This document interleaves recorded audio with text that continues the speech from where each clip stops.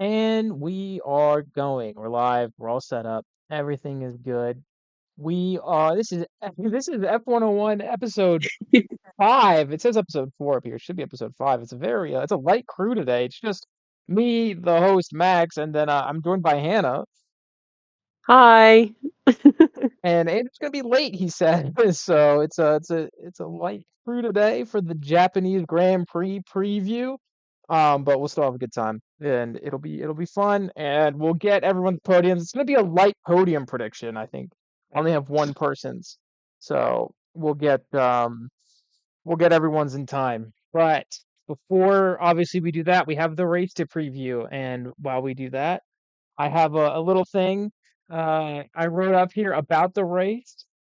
Between the cherry blossoms, special liveries, and the dripped out fans, the Japanese Grand Prix always has something nice to look at, as long as you don't look too long at the racing around here.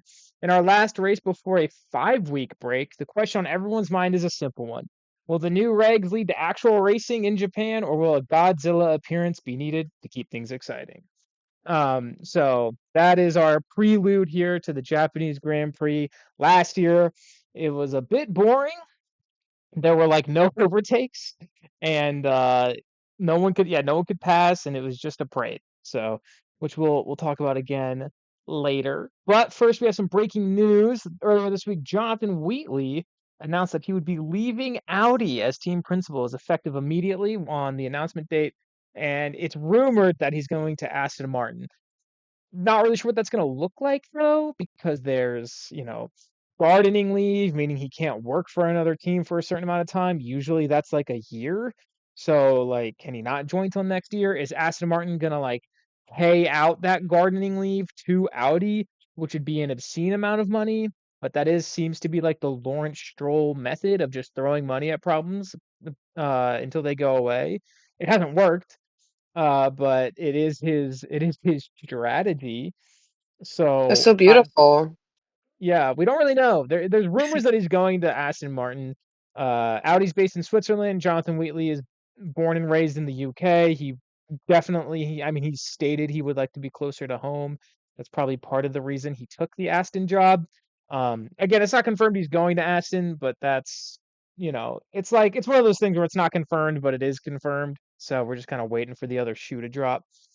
Um, but I don't know. There's been no news about it, and Mattia Binotto is taking over as Audi's team principal. So Binotto is back.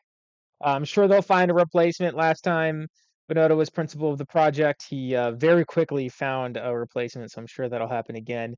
He was, for those who don't know, Ferrari's team principal for a while, and we got a lot of really good memes out of him. So it's always exciting to see him return, but also he doesn't like being a team principal. He's definitely a technical guy. He is their chief technical director, I think, or something like that. And so he's going to want to get back to that behind the scenes role pretty soon. Andrew has just joined. Andrew, hello. Howdy. I'm in my car right now. No Oh, worries. that's very on theme. It is on Well, theme. my headphones died mid-workout, and I was gonna join from the gym, but that derailed that plan. So, Oh no. You can just work out in your car. yes, the classic. Just lift your car for your workout. Love that exercise. You could do it. You're Yeah, strong there you enough. go. Deadlifts, Andrew. I Deadlifts. Come don't. on. I think my back would break. Dude, they can't be Uh, that heavy. You've seen those videos of like mothers lifting cars off their children. Like, you can do it. I think if I successfully lifted my car, I should just be front jackman for a racing team at that point. For those of you who don't know, Andrew drives a Winnebago to and from work. That's his daily drive is a For a Winnebago. daily So driver. yeah, his daily drive that he drives to the gym. Oh, he's also a trillionaire, which we've already established in the lore. So I don't know why he's driving it. I guess that's how he can afford the Winnebago, driving it everywhere. I So am not doing wonders for the pollution. No, he's actually we disagree about it quite a lot. But he funds the show, so I have to let him do what he wants. So, all right, let's get into it. So that's the Wheatley news there. Anyone has anything to say about Wheatley? If not, we'll just get right into the Japanese preview. Honestly, I'm sad about him leaving because he seemed like such a sweet guy, and then he's like, "See ya," and I don't even know where he's going. Aston probably, but R.I.P. yeah, he had such a PR win from Drive to Survive. He was like the only good part.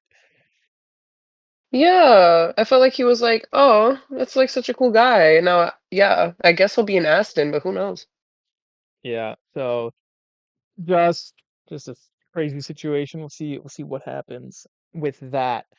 So the weekend schedule pretty simple. It's not a sprint weekend, but it is in Japan, so the times are not Eastern Standard Time friendly. So practice one is tonight at 10:30, then practice two is at 2 a.m. on Friday, so later this night. Practice day is Friday at 10:30 p.m. and then qualifying is Saturday at 2 a.m. and the race is Sunday at 1 a.m. So I feel like for almost everyone, it's going to be replays. I don't know if anyone's going to be watching the race or quality live. I'm going to try and watch practice one and three live, but we'll see what happens. So yes, and then this I think is the last time where it's like pretty brutal in terms of like not being able to watch it for us. I think even Singapore, if I'm correct, has like better times. Let me check here. Singapore, yeah, qualifying. Oh, there's a sprint at 5 a.m. Oh, Yeah, damn, it's deep in October. I forgot they're doing a sprint in Singapore. That's crazy. I totally forgot that they're doing that. That is such a that's gonna be. terrible idea. Yeah, why are they doing that? Everyone's gonna explode. It's gonna be such a rough weekend on the drivers. Oh my goodness. All right. Well, anyway, we'll talk about that when we get there. Um, so let's do some quick track stats about the Suzuka circuit here. Last year actually featured two different drivers' parades. There was the actual parade and then the race itself. The drivers may love this track, but racing and overtaking on it has proven really difficult over the past few years, unless you're Yuki Tsunoda, who was on fire here for the past 2 years. It is beautiful though. It's a driver's track. It's very scenic, and qualifying should be exciting. And maybe the new regs will allow more overtaking, but I'm not holding my breath. Speaking of qualifying, they actually changed the rules. So the regulations for the cars. I found this out today, and I didn't get a chance to add it to the document, so I'll just say it here. During qualifying, you could charge up the car to like 9 megajoules or whatever, nine whatever unit they're using. Um, and that's how much charge you could have in the battery. For qualifying in Japan, they're moving it down to 8, and I believe that they're going to keep it at 8. So qualifying becomes less of like who has the best battery and the most battery power. I don't really know how well it's going to solve that issue, but it seems to be that's the reasoning behind that change. And that's all I really know about it. I'm not like I don't really know like the technical. Like I said, I don't even know I think it was megajoules, but maybe I could be totally wrong. So, basically, it just means qualifying should be more based on driver skill. So, but we'll see. Um, the race is 53 laps long. Each lap is 5.8 kilometers for a total distance of 307.5 kilometers. Himi Antonelli set the fastest lap here last year with a time of 1:39.65, so that's the lap record. And the average lap time during the race was around 1:36. Last year's race featured 15 overtakes. Um, for comparison with the current regs, Australia had 120 overtakes. So over 100 more overtakes in Australia this year compared to Japan of last year. And there's no stats from China yet, but it definitely I think it's around the same. So hopefully we'll see some overtakes, but who knows? So that's the track. It's a beautiful track. There's a bridge. They drive on a bridge and they go under the bridge as well. There's a hairpin that's like my nemesis in the video game. Andrew can attest to that. I could not nail that hairpin no matter what. So That whole track is my nemesis in that game. you don't do well there. We're not racing drivers, so If all the assists turn on and we still suck. But hey, I don't race for Verstappen sim racing, so it doesn't matter. All right, let's get into the actual race itself. It is the home race of Honda, Aston Martin's engine suppliers. So that'll be good. I'm sure. Uh, I'm sure they'll have a great. I'm sure they'll have a lot to be proud of this home race. And our front runners remain the same. Mercedes with a strong advantage and Ferrari below them, capable of a podium, but maybe not of a race win. However, I've been saying this all year. I think it's going to be an interesting track for Ferrari if overtaking is like just as hard as it was last year. If they can get the race start right, they may actually be able to hold it for the entire race. If no one can overtake, all you got to do is just win off the launch. Um, Obviously, there's safety cars and pit stops and other drama, but in theory, Ferrari should be able to put in a solid performance here, launch ahead at the start, keep the lead, and bring home the win. Easier said than done, even for both of their talented drivers, who will not only be battling the inevitable Ferrari strategy moment, but also Mercedes. Um, and even though they have better race starts, it doesn't count out Mercedes in any way. Mercedes also has really strong starts, and Antonelli has seemed to have fixed his after the Chinese Grand Prix. So I think, excuse me, I think both Mercedes can challenge the Ferraris up front off the launch, and they're definitely faster over the course of the race. So assuming that they're the top four in qualifying, I think like that's going to be the top four in the race as well. And it'll be a good battle. And qualifying is going to be everything for both of these teams. Whoever qualifies on pole here is going to have a really strong advantage, more so than other tracks. Antonelli holding the lap record here definitely gives him some like confidence and some momentum, but Russell has the experience and he's going to want to recover after missing out on the win in China. I don't think the two are going to have like a Mercedes moment. We kind of talked about this last week, and it's definitely far too early for the team to prioritize a driver. So it should be allowed, they should be some exciting racing between the two Mercedes drivers and then between the two Ferrari drivers, and then hopefully between all four of them racing each other. Somehow below them, McLaren is still third in the World Constructors Championship. But don't be fooled, they may have the least understanding of how their cars work than any other team. They have a 25% race start rate in Grand Prix and have completed less racing laps than Aston Martin. The car that physically can't finish a race has completed more racing laps than last year's champions. It's been a really bad start for them, and if they have another car don't like DNS, they'll have plenty of questions to answer. And thankfully for them, they've got this 5-week break ahead of them to like figure out what the hell is going on with their car, with their starts. And but because of their lack of data, it's hard to judge their pace. Norris, when he raced in Australia, did well. But is that because of the car? Is it the driver? Is it the track? Is it a combination? Is it all three of them? Is it none of those things? It is impossible to tell right now. There's just no data, even after 3 races on this team.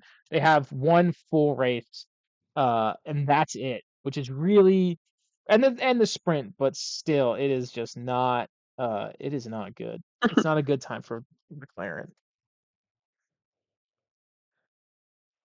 Moving on below them. Hold on, I'm trying to get podiums from people. 1 second here. Sorry, this is unprofessional of me. Yeah, how dare you, honestly. My bad, my bad. Unacceptable. I apologize. Um, okay, so before we get to what I want to talk about, actually, we'll get to this and then I want to make a point. But Haas is doing exciting things on and off the racetrack. Paul is really good this Uh, year. Behrman is off to an incredible year and has performed he did pretty well here last year. He got in the points, so he'll be one to watch in qualifying. Again, assuming the race is like last year, that I think he'll be good to watch in quali, and then if the race is a parade, quali is going to be more exciting. And he leads Haas on the throne of the midfield. Ocon has some catching up to do, but it's something he's capable of, I think. But it's going to be tough. I think Behrman is he's the one to watch right now on the team. And off the track, the team announced a year-long partnership with Toho and Godzilla, and I gotta say their livery for it looks amazing. I love the Godzilla livery. If they make like good-looking Godzilla merch, I might have to snag some. It looks so It's good. it's already out on the store. I checked this morning. Oh, okay, I'll have to look at it. The The hats are sold out though. no surprise there. It's the cheapest item. I'm sure they'll restock throughout the year anyway. Um, so the car looks it looks good while racing, and it just looks good. The livery for the team is really good. I love Godzilla in general. Hence the thumbnail this week is Godzilla. I asked Dave specifically. It was one of my rare requests for Dave. And I think it looks really good. I did see there was that fan edit of like the blue, and I'm really glad that that wasn't one because I did not like how that one looked comparatively. So that's Haas. Welcome, Nat. Thanks. Sorry, I finished bad softball game. No worries, no worries. And one thing I mentioned this to Hannah earlier. One thing I really like about Japan is like the drivers. Like you can tell that Formula One is so European and like not all the drivers are white, but it's very like they kind of treat Japan the way like a lot of white dudes treat Japan, where it's like the holy ground. There's like all the special liveries. Everyone's got a special helmet for the race. And there is rules on how many different like helmet designs you can use throughout the year. So they always use one on Japan. They tend to do one for their home race as well. And I think it's just really funny how um like compared to the other races in Asia, it's like Japan is definitely, and it's a great track, don't get me wrong, and this is like nothing, you know, this is not meant to be an insult or anything. I just think it's entertaining. I think it's very funny to see kind of how like the attitude towards the Japanese Grand Prix is compared to like the Chinese Grand Prix or, Singapore or something like that. So and again, not meant to be anything bad, just a funny observation on how, Formula One and like its fan base and whatever treat Japan. Just good eats, and it works. Like the liveries and the helmets, they all look good. The fans there are also very, they're very decked out, so it definitely like fits the vibe. Last year there was that dude in the or 2 years ago, there's that dude in the full Red Bull gear that was completely reversible to Aston Martin gear because of the announcement of the engine switch, which is very fun. Um, so but Haas nailed it. I think with their of all the special liveries, I got to give it to Haas. I think it's better than Mhm. the Mercedes Wolf Pack. I think it's better than the V-Carb Cherry Red Bull, although that one also looks really good. So shout out to Haas. And they're doing Yeah, I was great gonna in say performance. my comment on it. I was like, I really like Racing Bulls, but I need to go back and look at Haas because I think I missed theirs. It's You Godzilla, absolutely baby. you I know, absolutely I need need to to. go back It's and look so at it. good looking. And then I feel like Mercedes, they could have done so much better. I feel like they didn't do enough. The the race suits look really bad. I'm I sorry. don't know. I'm kind of Yeah, vibing with the suits though. I think they could have done more with delivery. You that's fair. see Ferrari's merch last year with the white paint splatters. Yes, No, oh my I god. didn't.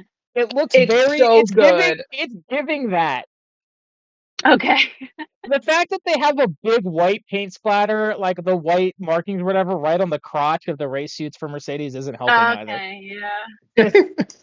Fair, yeah. So It's in an yeah. effort to keep this in an effort to keep this on track, we'll we'll end it there. Um But I did love that Mercedes had Toto posing in the Instagram posts. I like that a lot. I'm a Total Wolf fan. So yes, that's I think, is that the only special liveries, I think? There was only the three, and then like Bottas has a helmet, Pierre has a helmet, Hadjar has a helmet, Alex Albon has a helmet, I think. A few others as well. So it'll be it's going to be the grid will look different. Just physically, it will look different than what you're used to. So let's move on to my favorite part of the preview here, the Red Bull corner. So which is it's not good. I'll be honest. Red Bull corner is looking rough. It's not a happy corner. It's dark. It's very sad. It's there's holes in the walls. It's not a great time. They are struggling to adapt to these new regulations. Yes, Hadjar has been impressive and even better than Verstappen at points, but the car overall is not great. Verstappen's having a really rough time with these regs. His race starts, you can't like no denying it. His race starts are the worst on the grid. They're just awful. And given their lack of qualifying pace and their streak of mechanical failures, I'm not expecting much from Red Bull this weekend. And I really hope they use this 5-week break well. In the junior team, the Racing Bulls have announced another banger livery, which we just talked about. If you haven't seen it, go look at it. It's really nice. It's white and red. It's the cherry, their new cherry flavor that they're having, which I'll have to try. And they're tied with Red Bull in overall points, which is really funny. Lindblad is quick. Lawson has made a decent turnaround on form compared to last year. Obviously, this is the race that he got demoted at. So maybe some rough memories there. Maybe he'll have like a chance to slay that dragon. We'll see how he handles it. And it's going to be scenes if they overtake Red Bull in the standings, and it's definitely not impossible. I think it could happen. Maybe not after this race, but maybe at a point this year I could see them leading Red Bull. And they have a decent enough car right now, but qualifying hasn't been their strongest point either. The Red Bull has not been great. Though I guess the engine, there must be something with the Ford engine that isn't great when it comes to qualifying. And that could really hurt them this weekend with if, like I've said, it's hard to overtake. Um, and unfortunately, Dave's not here. This next segment is all for him. So let's just all, send him our energy there. Alpine are on the rise. Buy now, buy now. Okay, buy Alpine stock now. They have a lot of momentum coming into Japan after Gasly's insane run in China and Colapinto finally scoring points for the team. Sure, I don't trust their management at all. At all. Don't trust Flavio. I don't trust the investors. I don't trust anything like executive within that team. But they've looked decent this year on track. I think they're capable of bringing the fight to Haas for the top of the midfield. They just have to get by the Red Bull teams first. Gasly's a great qualifier, which should help the team around here. And I wouldn't be surprised if he outqualifies the rest of the midfield. So watch him and Behrman this weekend. I think it's going to be good. I think they're going to be battling it out either in qualifying or on track. It's interesting to see that, like, you would think between Ocon, Gasly, Behrman, and Colapinto, you'd probably on paper expect Behrman and Colapinto to fight and Gasly and Ocon to fight, like on track. But in actuality, it's been Behrman versus Gasly, which has been great because Gasly doesn't like immediately get red mist in his vision as he does with Ocon, so it's saved Behrman. So I think they could do well here. Of the midfield, it's Gasly and Behrman are the two to watch for sure. And Haas overall, I think of the midfield is the team to watch. Moving like out of the midfield, I wouldn't really call this portion the midfield right now, is Audi. Kind of like McLaren, they got to figure out how to get both cars starting a race. They haven't really been able to do that. And I think their pace is decent enough. And I had some high hopes for the team at the start of the year. However, they lost Wheatley, which I think will be a big blow to morale and performance. Wheatley is like, he's really good. He brought that team to like this really high like hopes for the year. And they've got Bonotto back. Somehow Bonotto has returned. So he's stepping into the team principal role in the interim. And like I said, I think they'll find a replacement soon enough. So we'll see how this kind of affects this team that was on the rise. I don't know if points are on the cards for Audi this weekend, just given the nature of the track. But I'm hoping for a solid result for the team, a complete race, a good path forward for a team that definitely like feels like they deserve that. So also looking for a path forward is Williams. Sorry, Hannah. Yes, they admitted to starting the year on the back foot, but this much of a back foot, it's a rough back foot, I'll say. The car is overweight, and I have no idea how they're going to fix that. They're kind of like Ferrari last year with a great driver lineup being wasted behind a problematic car.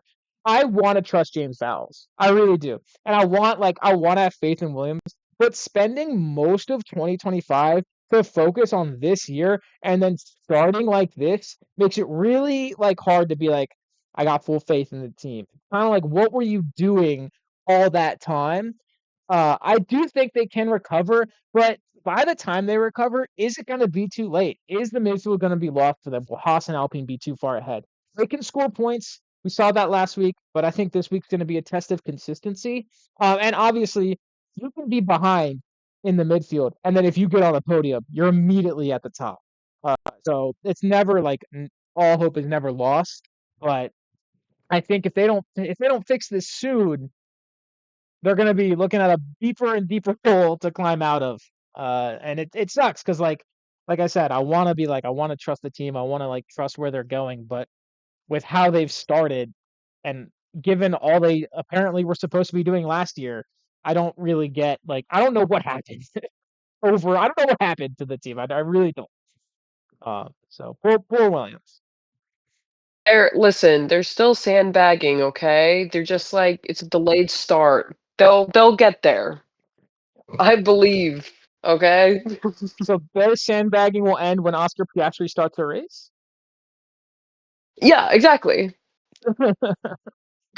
So all right, well below them is Cadillac, honestly just vibing. I think Cadillac's just kind of vibing in their own world. They're just trying to finish races. They're trying to catch up to the pack. Maybe a miracle will score them some points, but for now, if you want to see a Cadillac, look in the back of the pack or go see go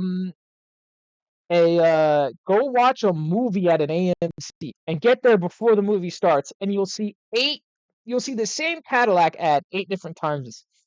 Um, which did happen to me and Hannah when we saw Project Hail Mary. We saw the same Cadillac ad at least 5 times. It was a lot. So if you want to see a Yeah, Cadillac, and go watch.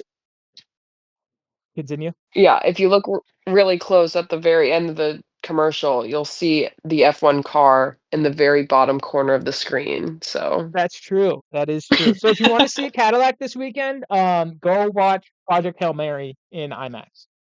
Uh, and I'll be waiting for my check from Mr. Gosling for promoting his movie. Anyway, moving on. Let's aim for both cars finishing. I think there's some good hope for the future. Let's get both cars finishing and then talk about points later in the year. And finally, Aston Martin, the coveted final spot for the worst team. Last year it was Alpine. Right now it's Aston. If Aston recovers, I don't know who we'll put. Probably Cadillac just by performance, but maybe I don't know. We'll see. Will they get Wheatley? Probably. When? I don't know. He has to do gardening leave, which could mean he doesn't show up till next year. Lawrence Stroll could pay the obscene amount of money to override it. Will he? Will this even fix anything? I'm not really sure. I think the problem is the engine and the car design. Yes, you do need a strong leader to like bring together the team, but I think there's like way more issues than that. It's going to be painful for a while for the team, maybe if not painful all year. Excuse me. I doubt they even finished the race this weekend, especially with what happened to Alonso in China. Like when he had to take his hands off of the wheel going 200 miles an hour because like it was like hurting. That's like not good. So I don't know if I don't know if they'll be able to even finish the race again. Really rough for a team that's having a somewhat home race this weekend. But Japanese fans love Honda, but Honda does not love them back. That's my verdict on the team. aw. So that's our preview. Any final thoughts or questions before we get into picking the podium? I've gotten everyone's picks. So, well, when he's not Um, here. I really like how alpha mode Mercedes went with their livery. That's like my favorite thing besides Godzilla being on track. Those are my thoughts. Love it. Love it. The Mercedes Alpha edits have been great. I do have a lot of alpha edits, yes.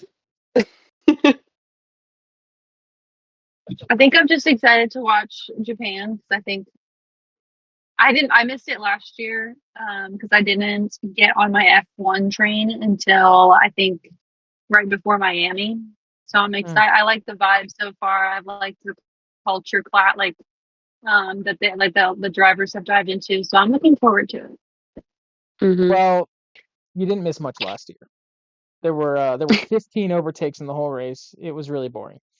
So hopefully that's not the case this year. But I think anyone who watched it last year is a little more skeptical than you. I hope it. I mean, based on the races so far, I feel like we don't know what's going to happen, which I Yeah, like. but It's Mhm. true. I do think part of it is also the track design, where it's just a little too narrow to overtake at a lot of points. Last year it was a combination of that and the tires. Allegedly, Pirelli has fixed the tire issue, like the tires just wouldn't deteriorate. Um, and it's kind of like like Suzuka is it's a driver's track. Like all the drivers love driving it. But like overtaking sometimes, like it's kind of like Monaco and Imola, where it's like these are historic, loved tracks, but then like you watch the racing and it's like no one can overtake, and it's kind of boring. So really, I don't know. This will be the first test. I think if this is a good, like really, really exciting race, then there's like actual hope that maybe Monaco will be worth watching. Um, but that's a later conversation. Monaco's later in the year, so but I hope it's gonna be good. I hate to be like a downer, to be like it's gonna suck. But after this year, my hopes are not high. So but it's good that I'm excited for it too, especially just for the weekend in general. So it'll be some fun. It'll be fun, no matter what. Anything else, or are we ready to get into this podiums? Make this a little bit of a short. I guess it's a shorter episode today, and that's okay. Do we think Hamilton training with the samurai is gonna help him? Dude, while Oh, you were studying your 100%. engines, I was studying the blade. All right, Basically. Hamilton, that post oh, killed me. I just knew when I I opened the loved it. comments. When I opened the comments on Reddit, I just knew they were gonna be so good. I was like, this is about to be really entertaining. Oh man, a lot of studying the blades. Someone did like the whole copy pasta thing. Let me see if I can find it. That was really. I don't think we'll see. Maybe it'll teach him to be a little like I don't know. Maybe he'll cut through the It's competition like a super. with the samurai sword katana. Yeah, there you go. It's I'm really really fun to see. liking. Oh, sorry. Yeah. No, you're good. You go. I was like, I'm really liking Hamilton in Japan. Like, I feel like I don't know what it is, but I'm like, wow, I could be a super fan for Lewis Hamilton in Japan, like solely in Japan. I'm like, I just love the vibe. You gotta watch his drift video from a few years ago where he just like I think I saw that because it like I liked the samurai one, and then I was like looking at other stuff, and then my feed like literally filled up with Lewis Hamilton in Japan from last year. yeah.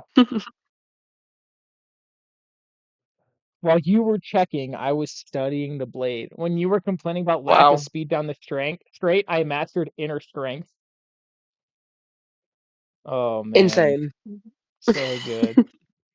Someone Hamilton said on the podium this weekend. he's been straight aura farming. Yeah, all that just to not. Well, I don't know. I guess it depends where you're gonna put him. I guess Angie's not putting him on his podium. I just said he's on the I said he's on the podium this Oh, weekend. I thought said he's not. I was like, damn. Uh, All right. Well, speaking of podiums, we'll take that as a segue. I don't have any pick the podium stats because this is just a race preview. So no changes in the standings or anything. I kind of looked back at our like last year's Japanese Grand Prix predictions. But the only thing that really stood out was I had Tsunoda in second. I was really high on the hopium there. That didn't happen. So, well, let's move I on. see.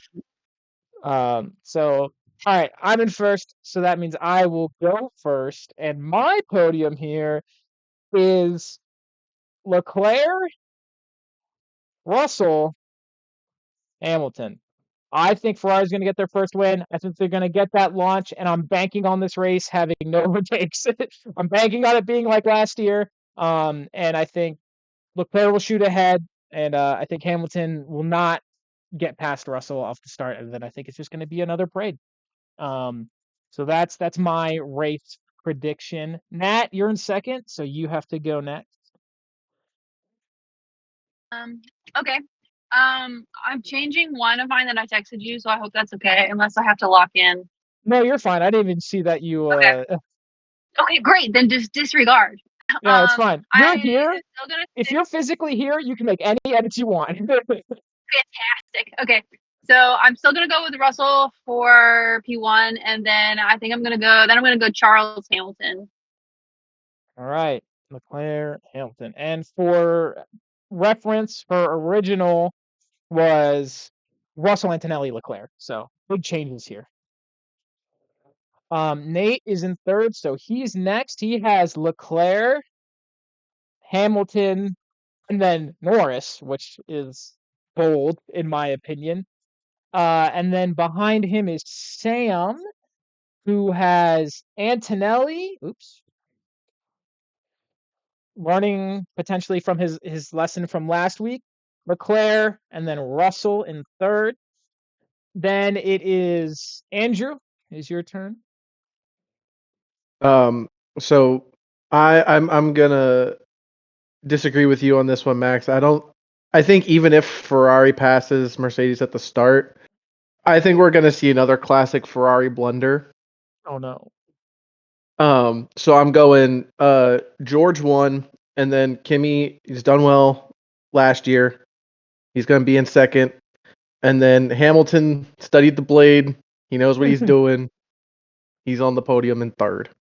All right, we've got 3 Hamilton in thirds. Hannah. Okay. I'm going, I guess, classic for the season. I'm going George, Kimmy, and I'm gonna go Charles. All right, and Russell Antonelli and Leclerc, and finally the one everyone's been waiting for. It has Arvid Lindblad winning the race, followed by Esteban Nice. Ocon in second, and Oliver Behrman getting his first podium of his career in third. Said mid wins today. That was his explanation. That's all he got. So I know he's Beautiful. busy though. I'm pretty sure he's busy like organizing an event in DC. So not to dox him, but so that is our podium predictions. We'll see what comes true. Anyone have any DNS predictions? I think if you want to make a DNS prediction or if you want to make a style point prediction, I think you got to be here. I think that's got to be the caveat. So I know Okay. we talked about it last week. I have one. So Yeah. I A have style one. point or A DNS, 4 style points. a DNS? Okay. Okay. A Mine is DNS that four style point. Okay. yes, my prediction for DNS is Norris. I think it's his turn to be the sole McLaren not starting. And let's only do one. Let's just do one. Everyone, you get one. You get one prediction if you want to. Mhm. Uh,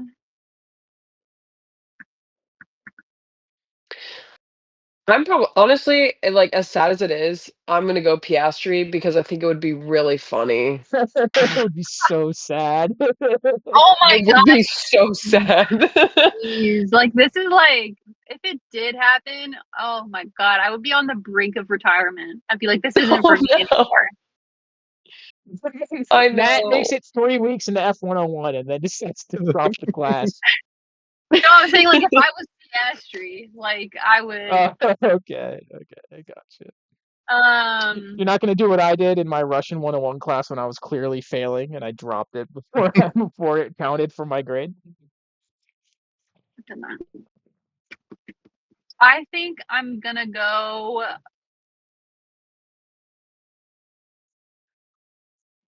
with Alex Albon. I think Brutal. Williams is just not up there, No. and I feel like this is gonna Didn't be he kind of I not don't know. start? He already Did he not? did start last race, I think, but I think it's gonna happen again because anytime that he's like in a crowd where like he's a crowd favorite, which I feel like he is like in Asia, I feel like he always does bad, like something bad happens. Damn. You're not wrong. I just want to. I was really debating this but I think I'm just gonna. That's what I'm gonna do. All right. And Andrew, do you have a DNS prediction? I do, and Here we it's go. Nico. Oh You know, no, not again. the Audis have been going. They flip flop back and forth. So Nico is on Australia, and Okay, I it's see. his turn again.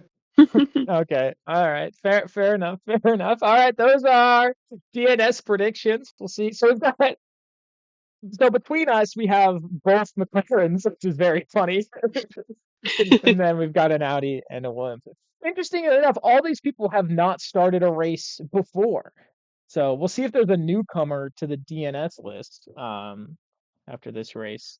And we will be back next week for the Japanese Japanese Grand Prix review. And that'll be it for 3 weeks. And then we'll be back for the Miami preview. However, in between those 3 weeks, we may do a little something. I thought of maybe like if you have a question about F1 or like something you just want to talk about F1 related, it could be like the history or like, like, oh, like I don't really understand like why this is this way or why is everyone like making jokes about Andretti being on the Cadillac board? Why is everyone making jokes about that? Like uh I would like maybe like submitting those, like giving them to me, and then I'll like craft up like answers or something like that. But we'll figure it out what we're gonna do in the interim during this 5 week break uh later. There's nothing set in stone right now. Cool. Sounds good.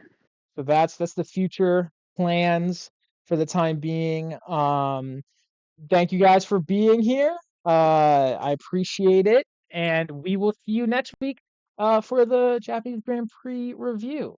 And if you're watching this, thank you, and put in the comments on YouTube who you think is gonna not start the race. Style points for you. It can't be anyone we've already said. So thank you and good night.